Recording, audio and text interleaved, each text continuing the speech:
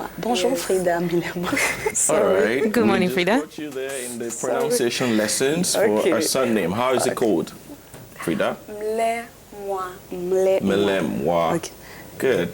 How are you? Bonjour. I'm fine, thank you. And how are you guys? Very well. Fine, just before we get into your chronique, so there was a story about the Cameroon athlete, and I did say it was football, but it's a footballer, but it's actually an athlete, and he was unfortunately excluded from the team over homosexuality. That's a very contentious matter, especially in Africa when you talk about gay rights. All right, straight into chronique now. Okay, I'll take it away. Hello, and thank you for joining me on the travel segment. I'm Frida Mlemwa. There are now more and more rich middle-class people in China, and millions of them are looking for travel destinations. Currently, around 10% of China's 1.4 billion population travels internationally. By 2027, the number of passport holders is expected to reach 300 million, or 20% of the Chinese population, reveals the World Tourism Organization. In recent years, the number of Chinese visitors buying African tour packages has jumped, according to the Luxury Chinese Travel 2018 report. Jumia e-commerce platform recently released the 2019 Hospitality Report on Africa, and their group head of communication and public relations, Abdisalam Benzitouni, told me more about Chinese travel in the continent. For many years, the African countries, they used to have international travelers coming from the US or from Europe.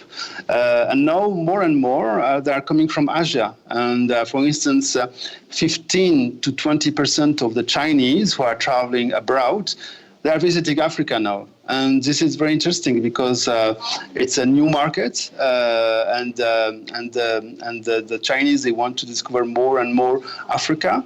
And many governments are already aware about that, and they remove the visa or make the visa more easy, like South Africa or Morocco or even Egypt or Tunisia.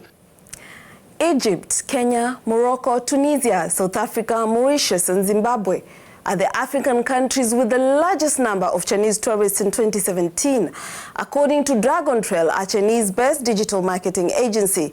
So question is, what are Chinese tourists interested in? Africa is becoming very common for them, and you know, middle class in China is also booming. So, and also they want to visit Africa. It's like visiting I don't know, Paris, Rome, New York, but also they want to do safaris, and they want to discover Egypt. They want to discover Morocco. They want to discover even more, and this is a great opportunity to attract international travelers, because this is something completely new, and you can see them in Kenya, for instance, in Masai Mara. I think 20 to 25% of all the travelers are Chinese. And why are there more Chinese coming to Africa? You know, Africa represents 5% of all the destination. I mean, the destination for all the international travelers, and more Asian are in this 5%, and more and more they want to come. Like if you know, there's more Chinese airlines companies doing the like, I don't know, between Ethiopia and China, Kenya, and China, Egypt as well. So I think this is also a very interesting trend, and it's going to increase a lot.